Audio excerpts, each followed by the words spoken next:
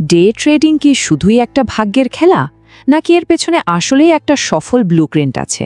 আজকে আমরা অ্যান্ড্রু আজিজের কিছু মূল নীতি নিয়ে কথা বলবো, যেগুলো থেকে বোঝা যাবে কিভাবে একজন শৌখিন ট্রেডার থেকে প্রফেশনাল ট্রেডার হয়ে ওঠা যায়। চলুন শুরু করা যাক।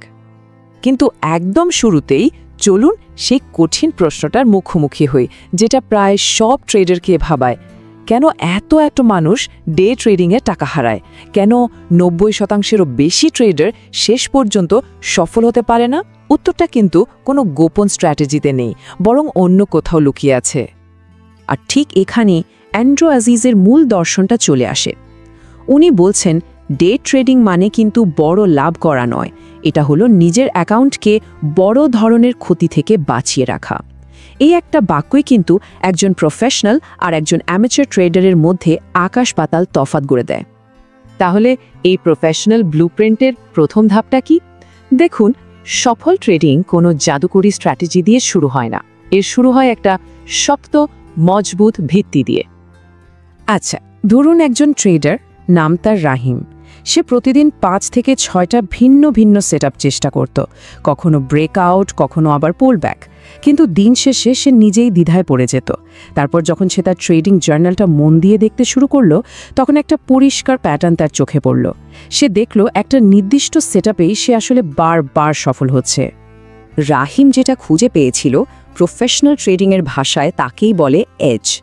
এই এজ মানে হলো একটা নির্দিষ্ট বারবার ফিরে আসা মার্কেট কন্ডিশন, যেখানে একজন ট্রেডারের জেতার সম্ভাবনা পরিসংখ্যানের দিক থেকে অন্যদের চেয়ে একটু বেশি থাকে।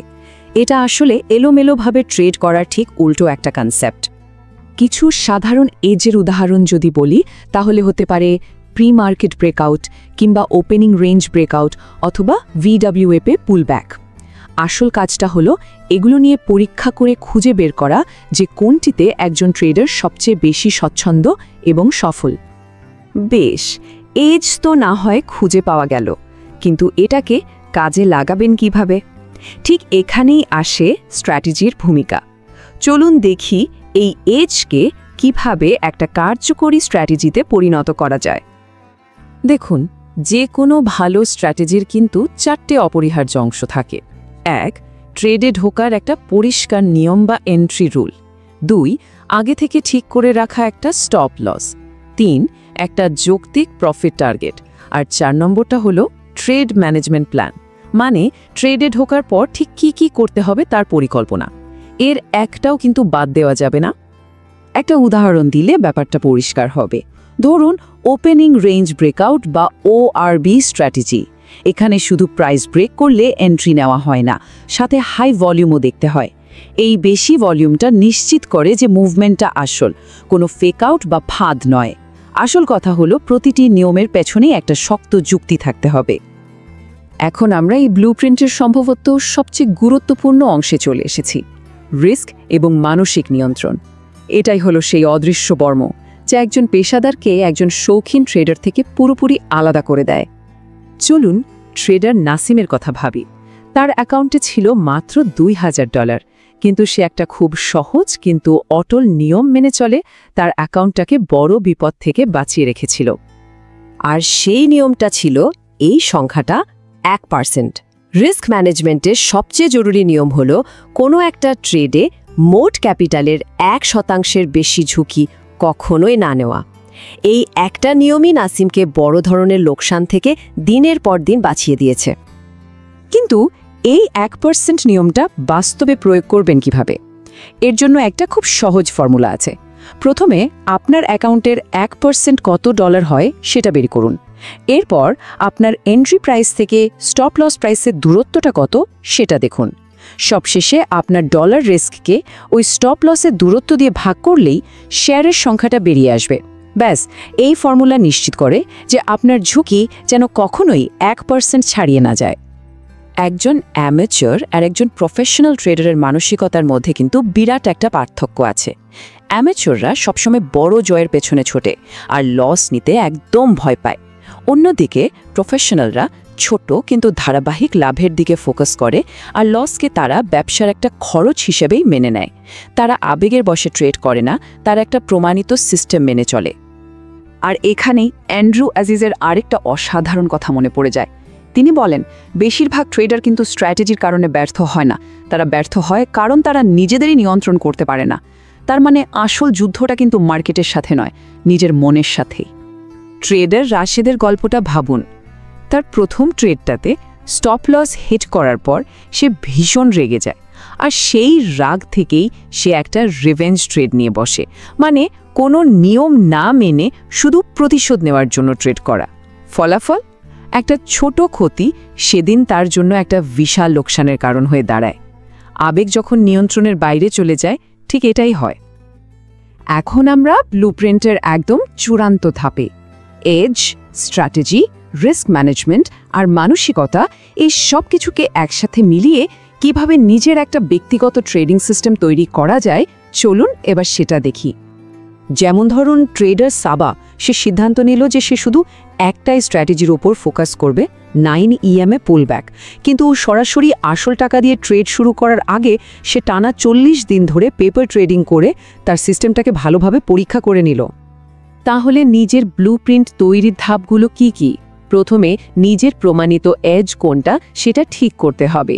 এরপর 1 বা 2টি মূল স্ট্র্যাটেজি বেছে নিতে হবে। রিস্ক আর পজিশন সাইজিংয়ের নিয়মগুলোকে একদম পাকা করে ফেলতে হবে। লাভ নেওয়ার পদ্ধতি ঠিক করতে হবে।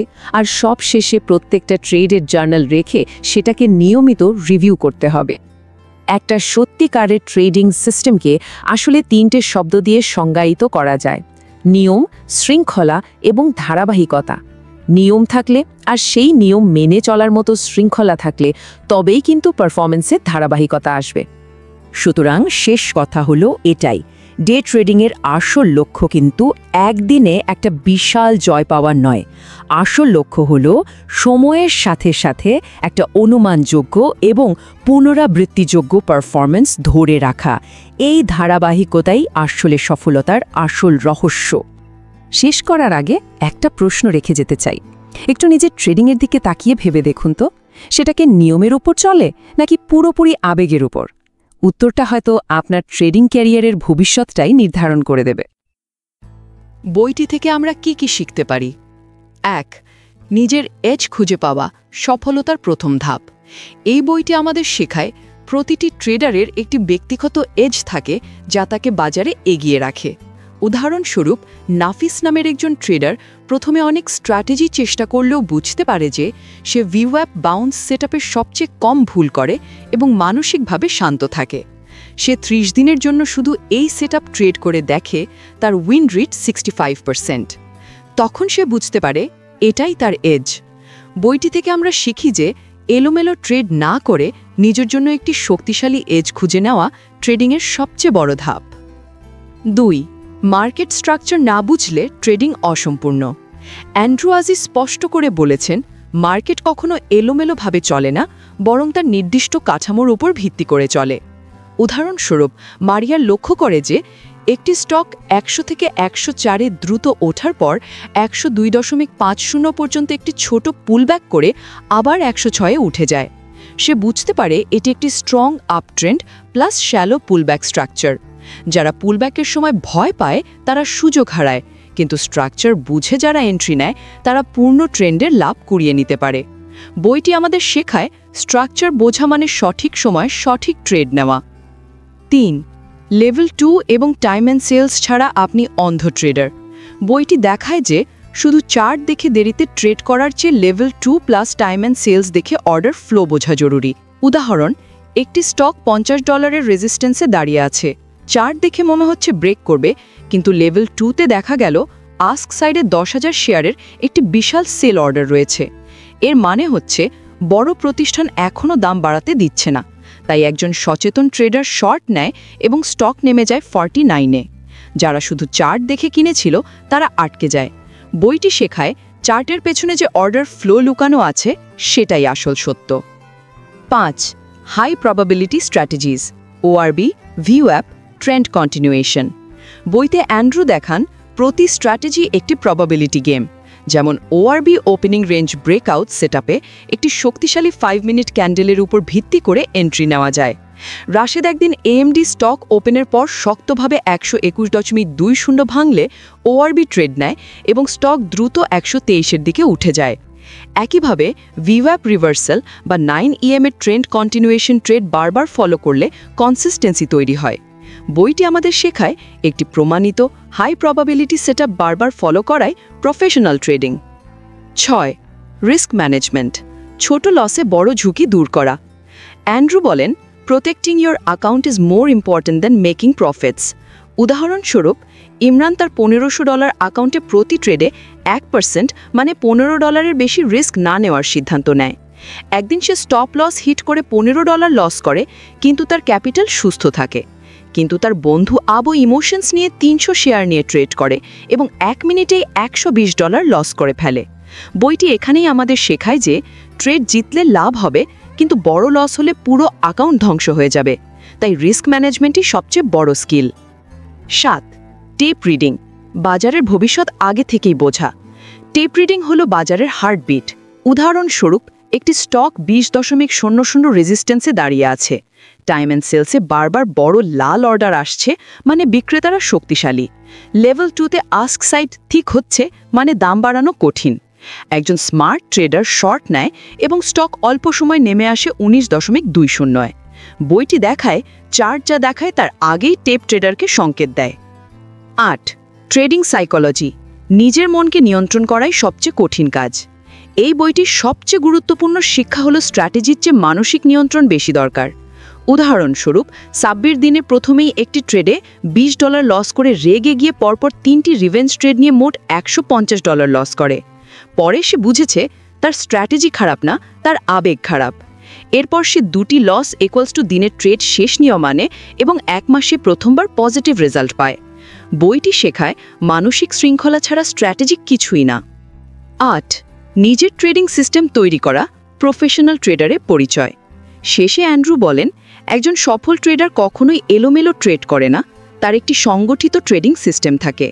উদাহরণ, সুমাইয়া তার সিস্টেম তৈরি করে only trend following trades, entry = 9 EMA pullback, stop = swing low, risk = account 1%। সে 40 দিন পেপার ট্রেডিং করে দেখে সিস্টেম প্রফিটেবল, এরপর বাস্তবে ব্যবহার করে ধারাবাহিক লাভ করতে থাকে। বইটি শেখায় সিস্টেম ছাড়া ট্রেডিং হলো জুয়া। এই বইটি আপনাকে শেখায় কিভাবে একজন এলোমেলো ট্রেডার থেকে শৃঙ্খলিত, ধারাবাহিক এবং লাভজনক ডে ট্রেডার হওয়া যায়।